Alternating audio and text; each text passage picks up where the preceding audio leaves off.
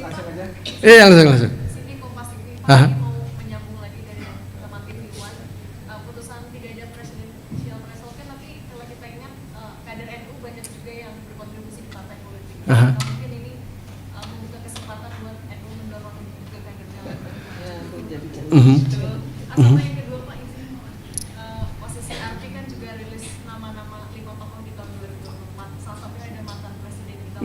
Dari PBNU menanggapinya gimana? Gimana masyarakat harus bisa menanggapi hal itu, Pak? Ya, pertama soal threshold tadi itu ya, sekali lagi itu domain partai politik, silakan aja. Bahwa warga NU ada di mana, di semua partai politik, ya memang iya. Ya tergantung, kalau dia memang menonjol di partainya masing-masing bisa aja dia jadi calon gitu. Tapi ya jangan sampai tiba-tiba orang bikin partai cuma sekedar mau nyalon gitu kan. Nanti kan kasihan KPU-nya itu, kasihan yang nyoblos juga kalau calonnya kebanyakan. Jadi itu juga perlu dipertimbangkan. Ya silakan saja di proses ya.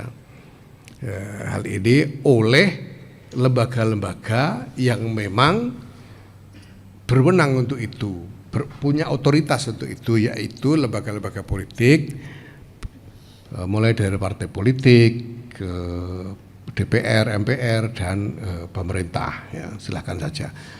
Nah kemudian soal itu ya, apa yang terkorup ya, tuduhan terkorup itu ya, ini kan begini banyak. Ini NGO yang wacana yang mereka lontarkan ini dasarnya apa, publik sebetulnya juga tidak terlalu mengerti, dan kita juga tidak tahu apakah ini cukup kredibel atau enggak gitu. Kalau yang menetapkan itu misalnya lembaga tribunal misalnya ya, pengadilan ya, apakah pengadilan internasional atau apa, itu soal lain. Tapi ini NGO ya, saya juga baru ini dengar ada apa OCCRC itu ya, baru kali ini saya dengar gitu ya. Dan di Belanda itu memang banyak yang begitu. Nah saya kira sejauh ini ya, saya pribadi melihatnya sebagai bagian dari semacam kampanye politik saja, entah untuk tujuan pertarungan apa gitu. Tapi kalau kredibilitas kebenarannya, saya kira itu masih sangat bisa dipertanyakan, apakah itu kredibel atau tidak. Karena orang siapa aja bisa bikin lembaga apa aja, kemudian membuat kampanye dengan cara yang saya kira semua orang bisa, asalkan ada biayanya. Untuk satu isu apa saja itu bisa. Ya. Dua lagi siapanya? Itu. Langsung. Sini Kompas TV, Pak mau menyambung lagi dari teman tim Iwan. Putusan tidak ada presidensial threshold kan, tapi kalau kita ingat kader NU banyak juga yang berkontribusi di partai politik. Mungkin ini membuka kesempatan buat NU mendorong juga kadernya. Atau yang kedua Pak, posisi arti kan juga rilis nama-nama 5 tokoh di tahun 2024. Salah satunya ada mantan presiden kita. Dari PBNU menanggapinya gimana? Gimana masyarakat harus bisa menanggapi hal itu, Pak? Ya, pertama soal threshold tadi itu ya, sekali lagi itu domain partai politik, silakan aja. Bahwa warga NU ada di mana, di semua partai politik, ya memang iya.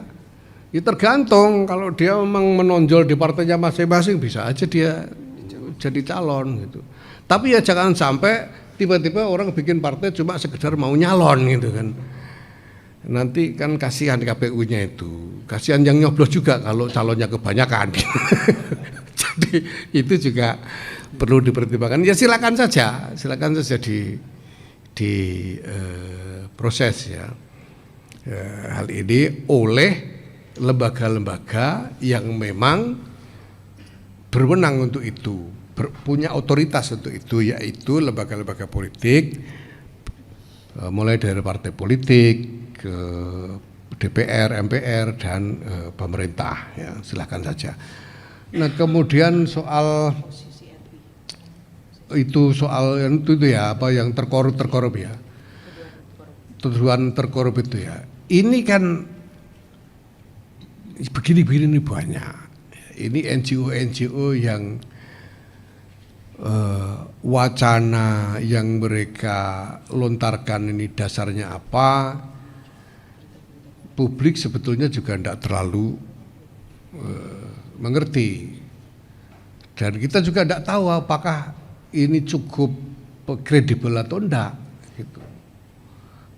Kalau yang menetapkan itu misalnya lembaga tribunal misalnya ya, pengadilan ya, apakah pengadilan internasional atau apa, itu soal lain. Tapi ini NGO ya, saya juga baru ini dengar ada apa OCCRC itu ya, baru kali ini saya dengar gitu ya.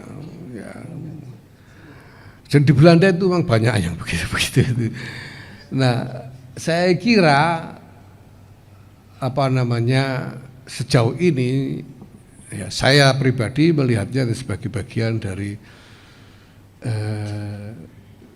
semacam kampanye politik saja, entah untuk tujuan pertarungan apa gitu ya. Tapi kalau kredibilitas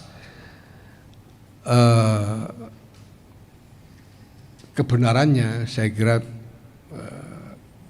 itu masih sangat bisa dipertanyakan apakah itu kredibel atau tidak. Karena orang siapa aja bisa bikin lembaga apa aja, kemudian membuat kampanye dengan cara yang saya kira semua orang bisa, asalkan ada biayanya. Untuk satu isu apa saja itu bisa. Ya. Jual lagi siapa ya? Itu tadi. Oh iya tadi. Perkenalkan, saya Ridwan dari CNBC Indonesia, Pak. Izin bertanya, Pak, tentang update terkait izin tambang, Pak. Rencana untuk eksplorasi dan produksinya dilakukan kapan? Kita sudah mulai, progresnya sudah sejauh apa, dan